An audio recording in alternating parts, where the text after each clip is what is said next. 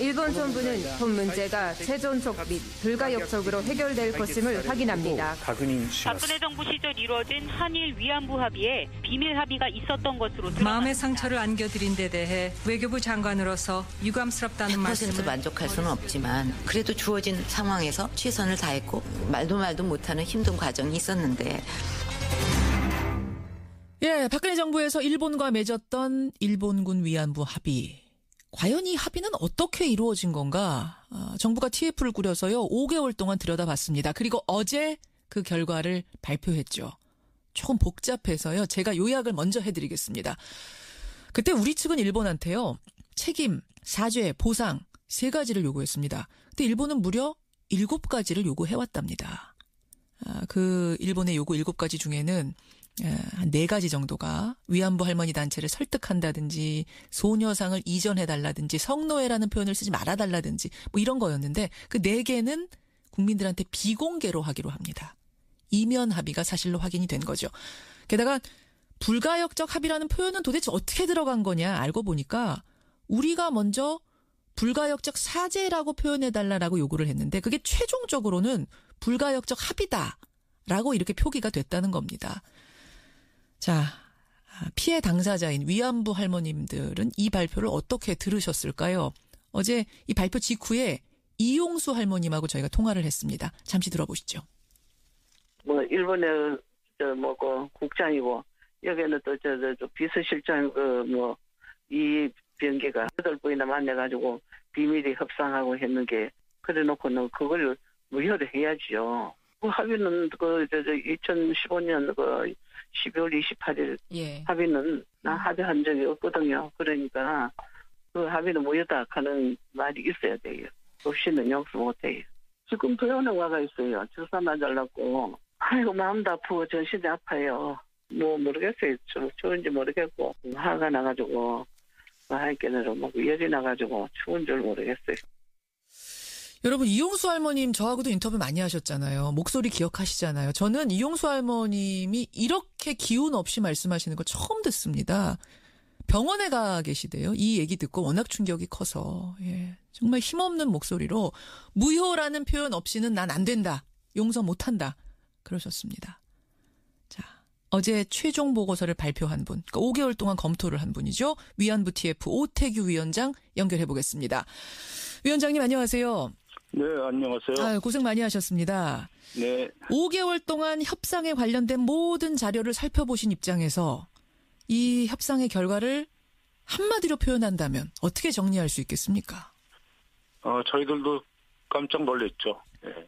이런 내용이 비공개로 있었구나 이런 걸 보고요. 예. 깜짝 놀랐다. 네. 그러면 지금 여러 가지 문제점들이 지적되고 있는데 개인적으로 제일 문제는 뭐라고 보세요? 저는 여성 인권과 관련된 이러한 인류 보편의 어떤 가치 문제가 과연 비공개 부분으로 이렇게 들어가 있어야 하는가 그런 부분들이 가장 큰 문제라고 생각합니다. 비공개로 하기로 한 그 4개의 합의 이게 어떻게 비공개일 수 있느냐 이 부분이 제일 문제였다. 네. 사실은 말이에요. 그동안에도 분명히 비공개 이면 합의가 있을 거라는 의혹은 끊임없이 제기가 됐습니다. 저희도 그때부터 계속 제기를 했었어요. 근데 이제 지금 드러난 바에 의하면 정말로 이면 합의, 비공개 합의가 있었다. 첫째, 위안부 피해자 관련 단체가 정대협을 한국 측이 설득해준다. 요거 하나. 또 일본 대사관 앞에 소녀상은 이전하도록 노력한다. 요거 하나. 또 성노예라는 용어 자제한다. 뭐 이런 것들이라고요. 네. 이거를 왜 비공개하자고 요구한 건 어느 쪽입니까? 이거는 공개, 비공개는 관계없이 일본 쪽은 이런 내용을 한국 쪽이 받아들이기를 원했죠. 그러니까 7개 안에는 처음부터 들어가 있었는데 왜 굳이 이 4가지는 비공개로 했는지 방식을 비공개로 하자고 요구한 측은 어느 측입니까? 아마 일부 조항은 한국 정부가 부담이 되니까 당시 이건 비공개로 하면 좋겠다. 예를 들면 정대협이라든가 소녀상 문제 같은 것들은 그렇게 얘기를 한 것 같습니다. 한국 측이 요구했다고요? 비공개로 하자고. 그러니까 왜냐면 이건 전부 다 한국 쪽에 부담이 되는 내용 아니겠습니까? 그렇죠. 일단 밝혀지면. 그러니까 일본 쪽은 그런 요소들이 다 합의에 들어갔으면 좋겠다는 의사는 확실한 것 같았고요. 그 부분에서 이제 특히 부담이 되는 부분들은 한국 쪽에서는 비공개로 놔두는 것들이 훨씬 더 부담이 적게 되겠다 이렇게 판단하실 것 같습니다. 요구한 건 일본이고, 그러니까 이 내용이 들어가야 된다라고 요구한 건 일본이고, 네, 그럼 그 방식은 비공개로 하자라고 요구한 건 우리 측이다. 반드시 우리 쪽이 비공개로 요구했다기보다는 일본 쪽은 비공개든 공개든 다 상관없다. 상관없이 들어가기를 바랬는데 그 중에서 이제 이런 거는 비공개로 갔으면 좋겠다는 그 몇 개는 한국 쪽에서 한 것이 아닌가 이렇게 생각합니다. 참. 우리 이제 결국은 이게 국민들이 좋아하지 않을 거라는 걸 우리도 알았단 얘기예요. 우리 정부가 알았기 때문에 이걸 비공개로 하자 이렇게 됐단 얘기인데 왜 이렇게 비밀스러웠는가? 게다가 주무부처인 외교부는 사실상의 들러리였고 이병기 청와대 비서실장이 주도를 했다는 건데 이건 왜 이랬던 걸까요? 결국은 국장급 협의를 쭉 한 6개월, 7개월 정도 해보니까 전혀 이런 타협이 이루어지지 않았죠. 그러니까 이거는 이런 식으로 하면 안 되겠다. 조금 더 그 양국 정상과 그 뜻이 직접 통하는 사람들끼리 비공개 협의로 해서 좀 매듭을 짓자. 이렇게 양쪽에서 의견이 나오기 시작하고 양쪽이 이제 정상과 직접 그 의사가 잘 통하는 두 사람이 그 협상을 주도한 것으로 알고 있습니다. 외교부 차원에서는 진도가 안 나가니까 그럼 청와대가 힘을 가지고 가자. 그럼 왜 그렇게 서둘렀을까요? 청와대까지 나서서 이거를 2015년 연내에 마무리를 해야 된다라고 왜 그렇게 의지를 가지고 서둘렀을까요? 처음에는 우리 정부가 상당히 그 의안부 문제가 풀리지 않으면 정상회담도 할 수 없다. 다른 어떤 한일 어떤 관계도 잘 나갈 수 없다. 이런 식으로 쭉 강하게 나왔지 않았습니까? 사실 박근혜 정부는 초기부터 일본에 대해서 굉장히 강경했습니다. 사과도 요구했고 굉장히 강경했어요.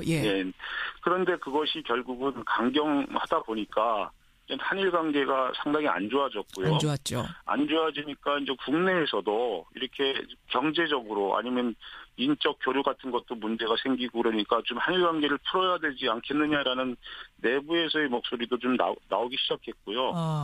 국제 환경 볼 때도 좀 미국 쪽은 동아시아에서 가장 중요한 나라가 한국하고 일본인데 이 두 나라 잘 지내지 않으면 자기네 어떤 동아시아 전략에 이제 좀 부담이 되지 않겠습니까? 그렇죠. 그러니까 둘 다 잘 지냈으면 좋겠다. 이렇게 하니까 이제 안팎에서 좀 박근혜 정부로서는 압력을 받을 수밖에 없었고요.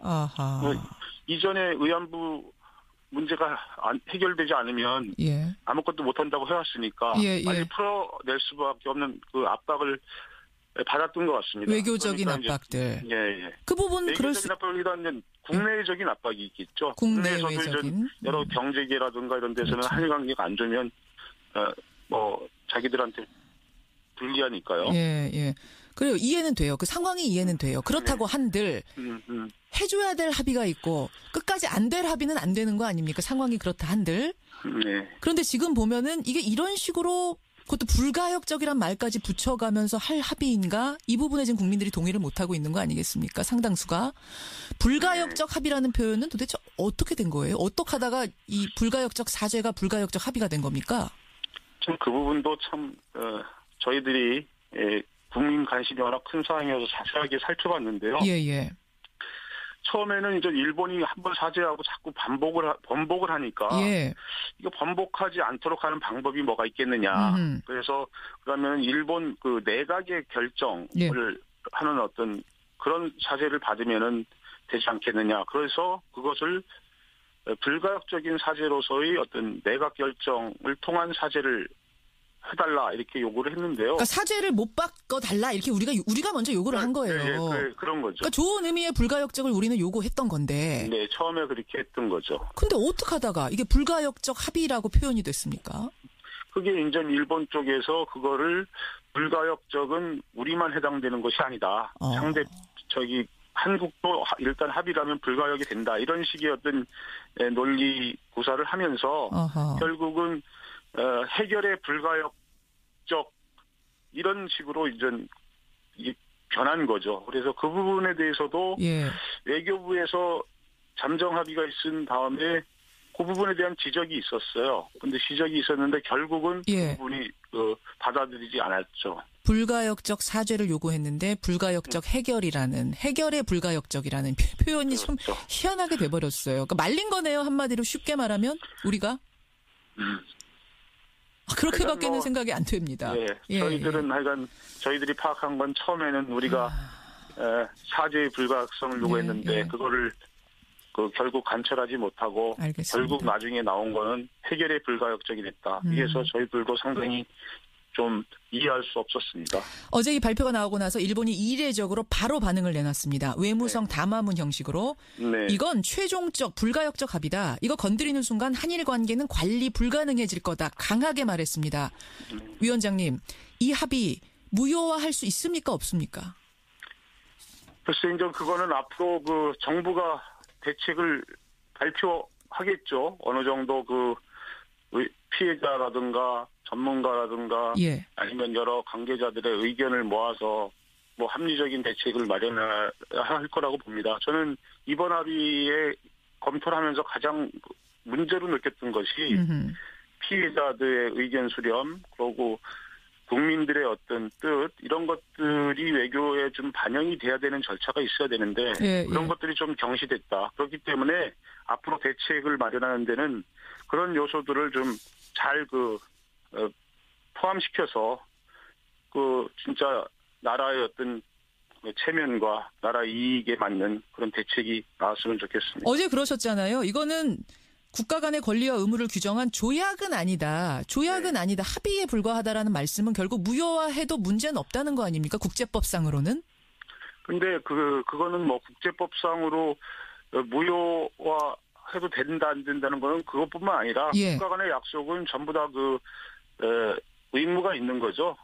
의무의 어떤 정도가 좀 틀리다고 볼 수 있는데요. 저는 어쨌든 외교장관 두 사람이 나와서 기자회견을 하고 발표한 거는 이 공식적인 약속이기 때문에 상당히 그거를 그게 가볍게 보지는 않습니다. 쉽진 않다고 보시네요. 그럼 지금 무효화를 우리가 시도한다는 게? 그러니까 어쨌든 간에 뭐를 하든 간에 비용이 들 수 있는 거고요. 그런 여러 가지 그런 것들을 잘 감안해서 정부가 여론과 그런 어떤 대책의 외교적인 어떤 비용이라든가 이런 걸 전부 다 감안하고 국민의 어떤 여론을 잘 반영해서 좋은 대책을 마련하는 것들이 저는 필요하다고 봅니다. 여기까지 말씀 듣겠습니다. 고맙습니다. 네, 감사합니다. 위안부 TF 오태규 위원장이었습니다.